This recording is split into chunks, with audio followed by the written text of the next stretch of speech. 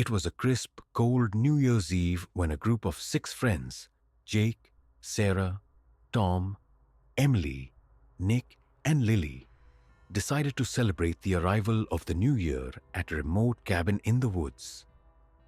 The cabin, tucked away in a dense forest, promised a weekend of fun, relaxation, and a break from the hustle and bustle of city life. The group arrived at the cabin just as the sun was setting, casting long shadows across the snow-covered ground. The air was filled with excitement and laughter as they unpacked their bags and settled in. The cabin was cozy, with a large fireplace crackling in the living room and a warm, inviting atmosphere that made them feel instantly at home. As the night wore on, the friends gathered around the fireplace, toasting to the new year with glasses of champagne and sharing stories of their past adventures. The clock on the wall ticked closer to midnight, and the anticipation grew. 10, 9, 8. They began counting down as the clock neared 12. 3, 2, 1. Happy New Year! They clinked their glasses together and cheered, unaware of the sinister presence lurking just outside the cabin. As the last echoes of their celebration faded, a loud thud came from the porch. The friends exchanged curious glances. Probably just a raccoon, Tom joked, but there was an edge of unease in his voice. Jake, ever the practical one, grabbed a flashlight and headed to the door. I'll go check it out. Stay here. Sarah followed him, not wanting him to go alone.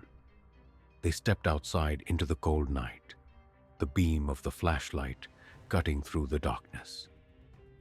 The snow crunched under their boots as they walked around the cabin, finding nothing out of the ordinary.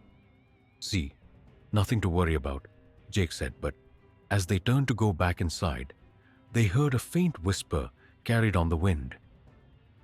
Come closer. Sarah's grip tightened on Jake's arm. Did you hear that? Who's out there? Jake called, but there was no response.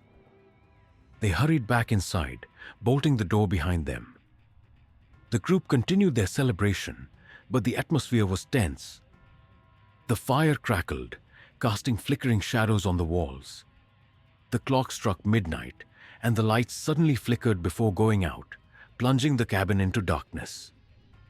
Great, just what we needed, Tom muttered sarcastically. Emily lit a candle, the flickering flame casting an eerie glow around the room.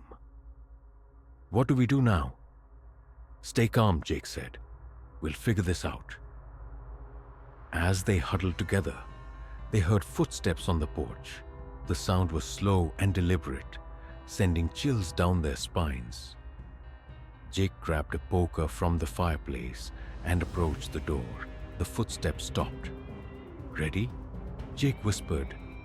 He flung the door open, but the porch was empty. They heard a scream from inside the cabin. Emily! Sarah cried.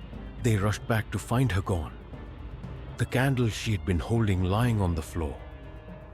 She couldn't have just disappeared, Nick said, his voice shaking.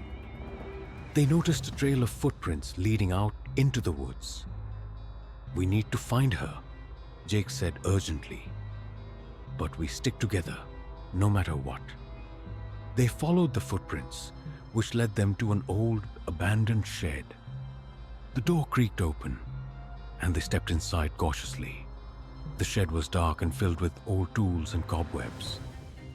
A faint cry for help echoed from the back. Emily? Jake called. Help me, came Emily's sobbing voice. They found her tied up in the corner, eyes wide with terror. They quickly untied her. He's coming.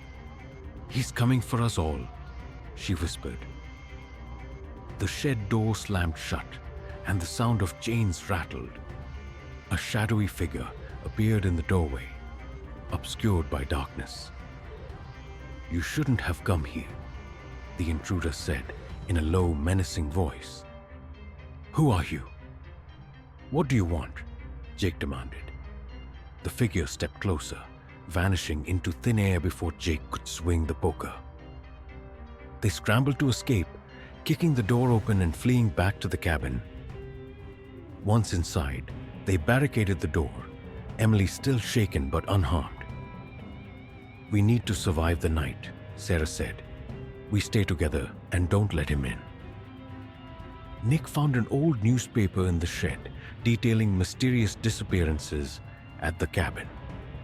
"This place has a history. The Intruder. He's been doing this for years." "We make it until morning, and we get out of here," Jake said determinedly. They huddled together, trying to stay awake, as the whispers and footsteps filled the cabin. The night dragged on, each minute feeling like an eternity.